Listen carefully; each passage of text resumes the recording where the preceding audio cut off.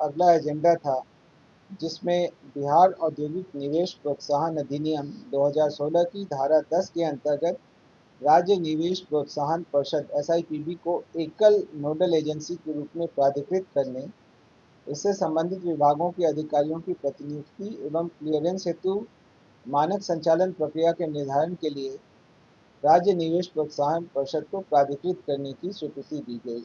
इससे अब ये सेंट्रलाइज्ड सिंगल विंडो बेहतर तरीके से काम कर सकेगा। राजस्व एवं भूमि सुधार विभाग का अगला एजेंडा था, जिसमें बिहार काश्तकारी संशोधन नियमावली 2026 की स्वीकृति दी गई। इसमें मूलतः नगर निगम, नगर परिषद एवं नगर पंचायत के लिए रैयती जमीन की मापी हेतु प्रति खेसरा 2,000 रुपये और अधिकतम 8,000 रुपये मापी शुल्क निर्धारित करने की स्वीकृति दी गई तथा ग्रामीण क्षेत्रों के लिए 1,000 रुपये और अधिकतम 4,000 रुपये खेसरों की संख्या 4 या अधिक होने पर मापी शुल्क निर्धारित करने की स्वीकृति दी गई। इस प्रकार आज 25 मामलों में मंत्रिपरिषद द्वारा स्वीकृति दी। नगर निगम क्षेत्र में पहले 1,000 था और अधिकतम 4,000, 4 खेसरा या उससे अधिक होने पर वो बढ़कर 2,000 या अधिकतम 8,000 रुपये 4 खेसरा या अधिक होने पर हो जा रहा है। उसी तरीके से ग्रामीण क्षेत्रों में पहले 500 एवं 2,000 था, जो कि 1,000 एवं 4,000 हो गया है। 1,000 प्रति खेसरा एवं अधिकतम 4,000 रुपये हो गया है। ठीक है। वाणिज्य कर विभाग का था, जिसके अंतर्गत बिहार वाणिज्य कर विभाग क्षेत्रीय लिपिकीय सेवा भर्ती एवं प्रोन्नति सेवा शर्त संशोधन नियमावली 2026 के गठन की स्वीकृति दी गई। वित्त विभाग का अगला एजेंडा था, जिसमें NIC के माध्यम से बिहार SNA स्पर्श के संचालन के लिए अगले 2 वर्षों के लिए मनोनयन के आधार पर 5,75,39,000 रुपये की स्वीकृति दी गई।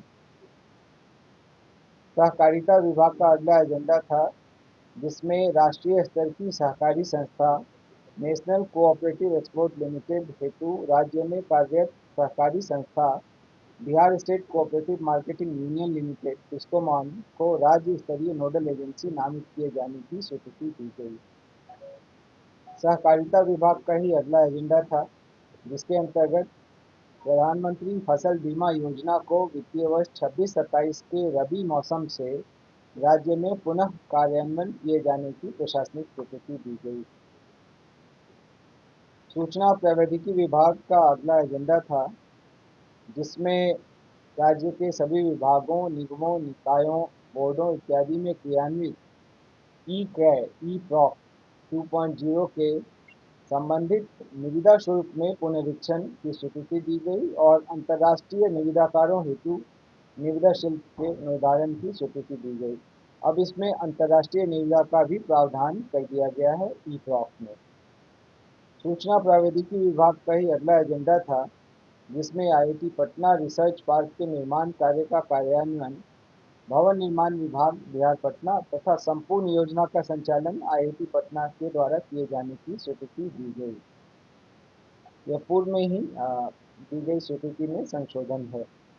सूचना प्रौद्योगिकी विभाग का ही अगला एजेंडा था, जिसमें incubation centre IIT Patna phase 2 के अंतर्गत हॉस्टल का कंस्ट्रक्शन भवन निर्माण विभाग बिहार पटना द्वारा तथा संपूर्ण योजना का संचालन एवं प्रबंधन IIT पटना द्वारा किए जाने की स्वीकृति दी गई। 22वां एजेंडा सामाजिक सुरक्षा से रिलेटेड था, समाज कल्याण विभाग का, जिसके अंतर्गत सामाजिक सुरक्षा पेंशन योजना अंतर्गत संचालित सभी प्रकार की 6 प्रकार की पेंशन योजनाओं के पेंशनधारियों को माह मई, जून एवं जुलाई के पेंशन भुगतान हेतु बिहार आकस्मिकता निधि से 3,662 करोड़ 9,97,000 रुपये अग्रिम की स्वीकृति दी गई। इससे सुनिश्चित होगा कि पेंशनधारियों को ससमय पेंशन मिल सकेगी। स्वास्थ्य विभाग का अगला एजेंडा था, जिसमें बिहार राज्य मैदानी स्थापना, रजिस्ट्रीकरण और विनियमन संशोधन नियमावली 2026 की स्वीकृति दी गई। अटल नवीकरण और शहरी परिवर्तन मिशन अमृत 2 के अंतर्गत हाजीपुर जलापूर्ति परियोजना हेतु 131 करोड़ 88,40,241 रुपये की स्वीकृति दी गई। अगले एजेंडा में इसी योजना के अंतर्गत बेगूसराय सीवरेज नेटवर्क एवं एसटीपी निर्माण के लिए 375 करोड़ 86,61,872 रुपये की प्रशासनिक स्वीकृति दी गई। नगर विकास एवं आवास विभाग का ही अगला एजेंडा था, जिसके अंतर्गत अमृत 2 के तहत सहरसा जलापूर्ति परियोजना हेतु 127 करोड़ 45,52,059 रुपये की प्रशासनिक स्वीकृति दी गई। परिवहन विभाग का अगला एजेंडा था, जिसके अंतर्गत पुरानी 15 वर्ष से पुरानी सरकारी वाहनों की स्क्रैपिंग हेतु मानक संचालन प्रक्रिया की कंडिका 4.2 एवं 4.3 के सभी प्रावधानों को विलोपित करने की स्वीकृति दी गई। यह भारत सरकार की अधिसूचना के आलोक में किया गया। अगला एजेंडा भी परिवहन विभाग का था, जिसके अंतर्गत गैर सरकारी वाहनों के लिए निबंधित यान स्क्रैपिंग सुविधा आरवीएसएफ के माध्यम से स्क्रैपिंग हेतु निर्धारित एसओपी की कंडिका 4.2 एवं 3 को विलोपित करने के लिए संशोधन की स्वीकृति दी गई। यह भी भारत सरकार द्वारा निर्गत अधिसूचना के अनुरूप। मद्य निषेध उत्पाद एवं निबंधन विभाग का अगला एजेंडा था, नहीं एक सरकारी है, एक गैर सरकारी है, ठीक है, ये आप ध्यान से देखिए। 12वां एजेंडा था मद्य निषेध उत्पाद एवं निबंधन विभाग का, जिसके अंतर्गत श्री मणिरंजन, जो तत्कालीन जिला अवर निबंधक समस्तीपुर थे, उनको सेवा से बर्खास्तगी का दंड अधिरोपित करने की स्वीकृति दी गई। मद्य निषेध उत्पाद एवं निबंधन विभाग का अगला एजेंडा था, जिसके अंतर्गत मंत्रिपरिषद द्वारा स्वीकृत बिहार स्टाम्प सेवा प्रदाता अनुज्ञप्ति एवं ई स्टाम्प की आपूर्ति नियमावली 2026 के नियम 12 में उल्लिखित प्रावधानों के अंतर्गत सेवा प्रदाता के लिए अधिकतम क्रेडिट सीमा 10 लाख रुपये निर्धारित करने और बिहार स्टाम्प सेवा प्रदाता अनुज्ञप्ति एवं ई स्टाम्प की आपूर्ति संशोधन नियमावली 2026 की स्वीकृति दी गई।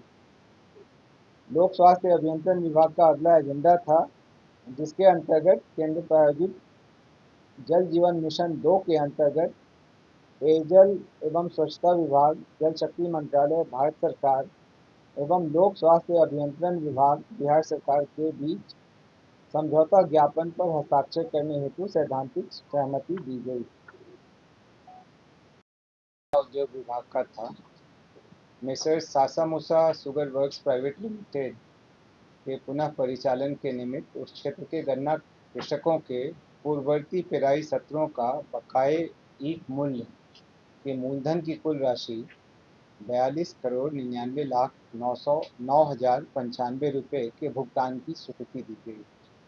इससे एनसीएलटी के समक्ष जो लंबित मामला है, वहाँ पर किसी सुयोग्य बिडर के आने की संभावना बढ़ेगी और यह संभव है कि यह मिल पुनः चालू हो सके।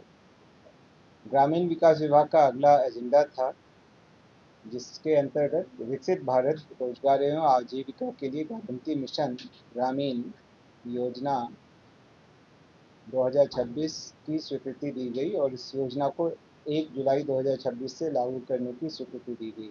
आप अवगत हैं कि मनरेगा के स्थान पर अब यह योजना विकसित भारत जी राम जी योजना लाई गई है। इसे लागू करने के लिए ही मंत्रिपरिषद द्वारा स्वीकृति दी गई।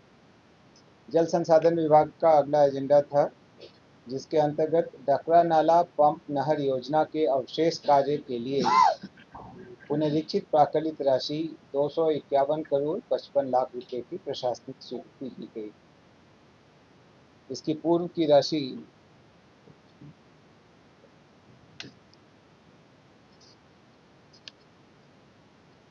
इसकी पूर्व की राशि 145 करोड़ 45 लाख रुपए। जल संसाधन विभाग का ही अगला एजेंडा था, जिसमें बाढ़ प्रबंधन और सीमावर्ती क्षेत्र कार्यक्रम के तहत योजनाओं में ऐसी योजनाएं जो केंद्र सरकार द्वारा स्वीकृत हैं, लेकिन केंद्रांश अभी उसमें नहीं मिला है, तो केंद्रांश की प्राप्ति की प्रत्याशा में विभाग द्वारा कराए जाने वाले कार्यों के लिए 50% तक के उपयोग और निकासी एवं व्ययन की स्वीकृति दी गई। विभिन्न योजनाओं के लिए 801 करोड़ का 50% यानी 400.66 करोड़, भूअर्जन इत्यादि के मद में 250 करोड़ तथा सीमा क्षेत्र में नदी प्रबंधन गतिविधि के लिए 240 करोड़ का 50% अर्थात 120 करोड़ के उपयोग एवं निकासी व्यय की स्वीकृति दी गई। जल संसाधन विभाग का ही अगला एजेंडा था, जिसके तहत सिंधवानी जलाशय योजना एवं इससे निकलने वाली उच्च स्तरीय मुख्य नहर के पुनर्स्थापन कार्य हेतु प्रथम पुनरीक्षित प्राकलित राशि 196 करोड़ 89,44,000 रुपये की प्रशासनिक स्वीकृति दी गई। नगर विकास एवं आवास विभाग का अगला 4 एजेंडा है। छठे एजेंडा में अमृत 2 के अंतर्गत बिहार शरीफ में IND एंड STP निर्माण परियोजना हेतु लागत राशि 101 करोड़ 63,33,464 रुपये की प्रशासनिक स्वीकृति दी गई। यह STP में जो सीवेज है और बाकी पानी है उसको पहुंचाने के लिए इंटरसेप्शन एंड डाइवर्सन मैकेनिज्म के निर्माण के लिए इस योजना की स्वीकृति दी गई। साथ ही साथ STP के निर्माण की भी स्वीकृति दी गई। अगले